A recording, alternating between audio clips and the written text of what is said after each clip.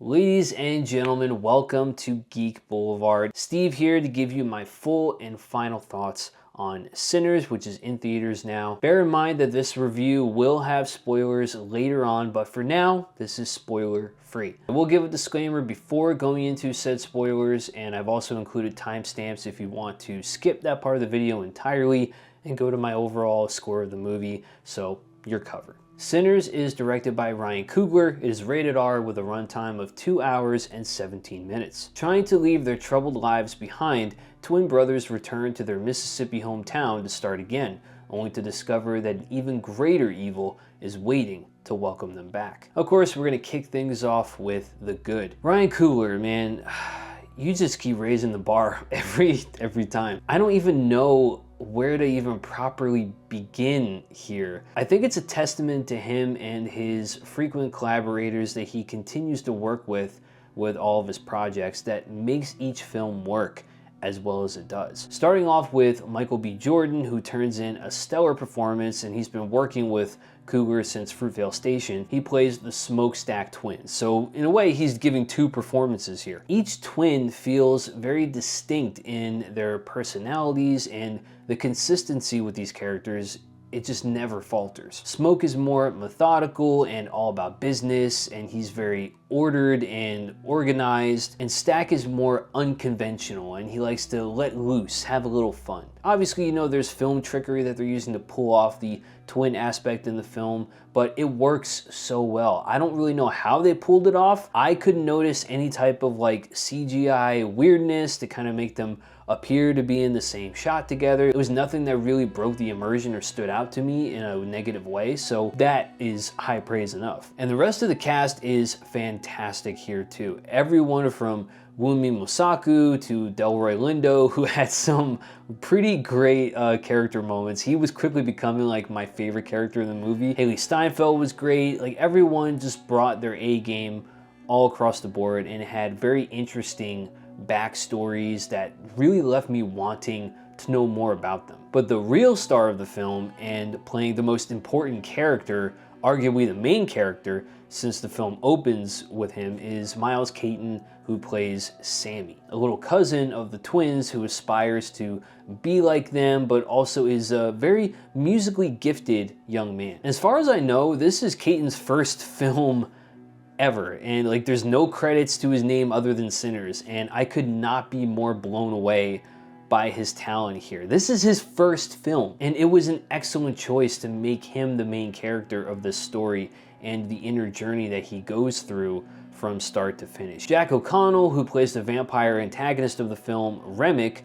was menacing, and seeing the way he toys with our characters was a good bit of fun, and there's an air of mystery to him as well that kept me intrigued enough to want to see more of him on screen. The way that Coogler respects the vampire lore was very on point too. The key thing that he wanted to include is that vampires in vampire lore, they cannot come into a stranger's home or establishment, place of business, whatever, unless they are invited in. They use that key aspect to make the later portions of the film very tense and gripping, and he treats these vampires almost as if like they have like a collective mind in a way. With Remick being the leader, he can see these people's memories when he turns them, and they can see his after they've been turned, and he puts on this grand pitch to our characters by telling them like, come with us and you won't die, you won't feel pain, you won't age, like, we'll all be a big family. It was very creepy and effective in the way that he delivered it, and I thought it was really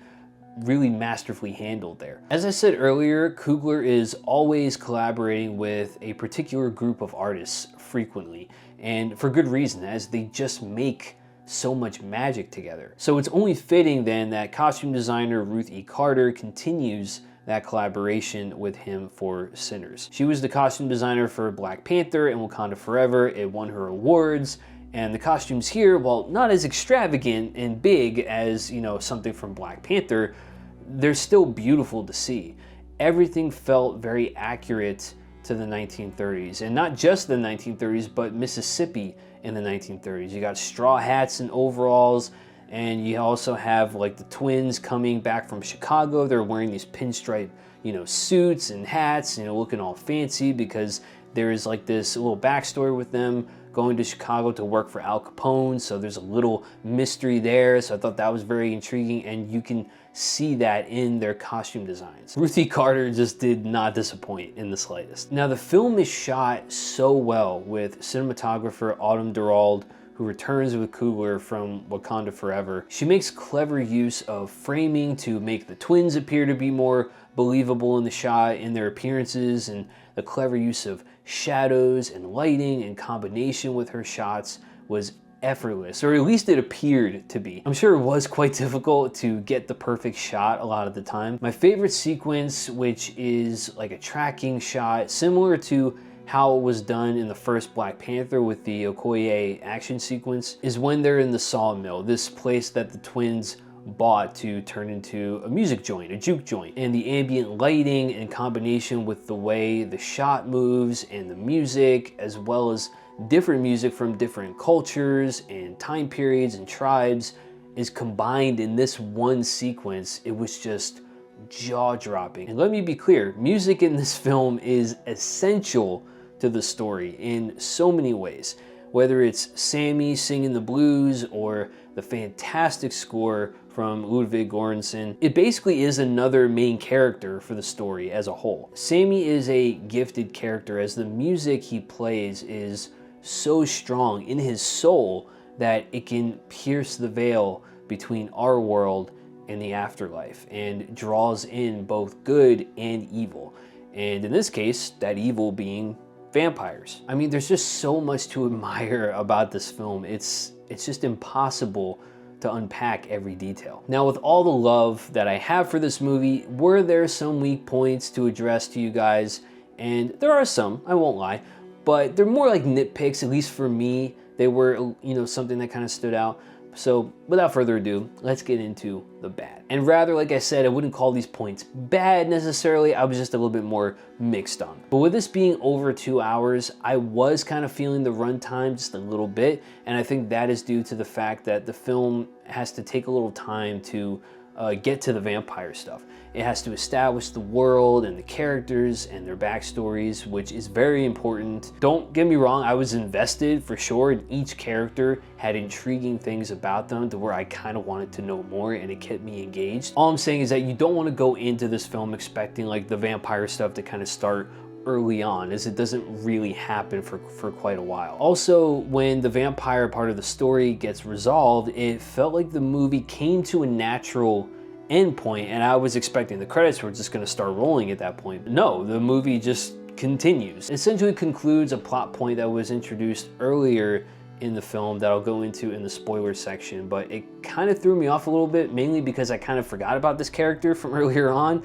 So I didn't think it was something that I guess needed to be addressed, but it was a cool sequence. Don't get me wrong. I think it was very enjoyable, but it just kind of threw me off because I assumed the movie was just over at that point. But I think I enjoy the sequence more now after thinking on why it was included, as it addresses an important character moment for Smoke.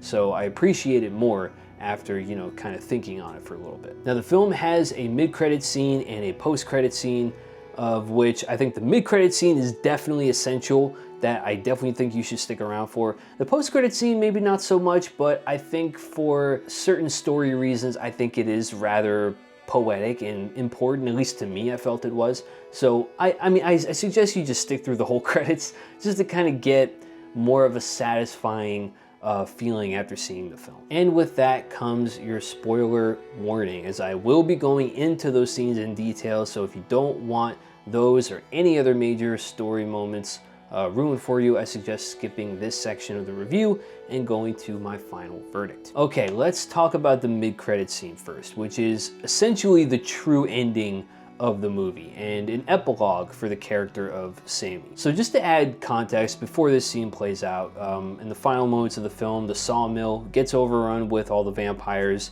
Haley Steinfeld's character Mary, she gets turned earlier and bites Stack, who also turns, and it becomes this battle for survival. Smoke and Stack are fighting each other, and it's assumed that Smoke has killed Stack to free him from his curse. Smoke literally goes out guns blazing after all the vampires and their leader Remick are dead, fighting off members of the clan, and one of them being the person earlier in the film that the twins bought the mill from. He's the leader, I guess. Smoke kills them all, but he dies to a gunshot wound, and we see him pass away in a rather beautiful and poetic way as he finally finds peace. Sammy, he gets away with scratches on his face from Remick previously, and Sammy is clearly traumatized by the events of that night. But then in the mid-credit scene, we get a flash forward to 1992, as Sammy is an elderly man now. He's still playing music. He's in some sort of a jazz club or music club. He sits at the bar afterwards to have a drink. Then two people walk in, and it is none other than Stack and Mary, who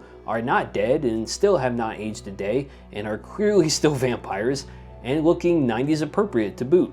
And they sit down with Sammy to share a drink with him. Stack can smell the blood on him, and he knows that Sammy doesn't really have long left. And he tries to give him one last chance, like, look, I can make you one of us, you won't feel no pain, you won't age, like what more do you have to lose? But Sammy obviously declines this offer. Stack and Sammy exchange a few words, and then the couple proceeds to leave until Sammy stops them and asks Stack if he ever misses the moments from before he was turned, if he misses the day's events before the sun went down. Sammy says that that was the best day of his life, and Stack also agrees. He saw his brother one last time, he got to see a sunrise, but now that's all over. And the two of them just casually walk out of the bar and the scene ends. I really enjoyed this scene as it felt like it concluded Sammy's character arc so well, and to see the amount of respect that Stack still has for Sammy even after he's already been turned, it was kind of very relaxing to watch, and it felt very satisfying that these characters are not fighting each other. They're just sitting down, having a drink, and going about their lives, or undead lives rather. And finally we get a post-credit scene of young Sammy singing in his father's church by himself, which I think he's singing This Little Light of Mine, if I recall, signifying that he and his music are the light in a dark and cruel world, and that he should never stop shining that light on others, which makes this whole journey with that character so worth it, that he can bring light into other people's lives with his music. And I thought that scene was a nice little footnote at the end to kind of really cap off Sammy's journey, and it was just so satisfying. In conclusion, I'm giving Sinners a score of 5 out of 5. The film does take a little time to get going, and I was feeling the runtime just a little bit, but those are nitpicks in the grand scheme of things. Sinners is beautifully shot, it's beautifully acted, with every performance from Michael B. Jordan all the way to its most important character of Sammy. The importance of music as a spiritual tool between the battle of good and evil, in this case, creepy and menacing vampires, was masterfully crafted, and the set and costume design painted an accurate picture of 1930s Mississippi. An original vampire tale you absolutely have to sink your teeth into. But now I'm eager to know what you guys thought of Sinners. Have you seen it yet? Did you enjoy it? Where would you rank it on your list of Coogler's films? So let me know all of your thoughts down in the comments below. And while you're at it, if you enjoyed the video, make sure to hit that like button, sub to the channel, bell icon turned on so that you can be notified anytime new content drops on my channel. Thank you so much for watching, guys. I appreciate you so much. Stay classy, stay geeky, and I'll catch you in the next video. Hey, I ain't mean to scare you. Thought y'all done forgot about me in here. Come on, open the door, let me on out of here. Stay. It's you? Of course it's me, open the door. That ain't your brother.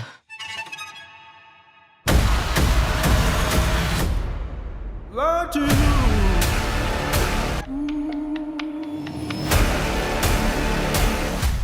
Yo, Smelly thing. I think I shot myself.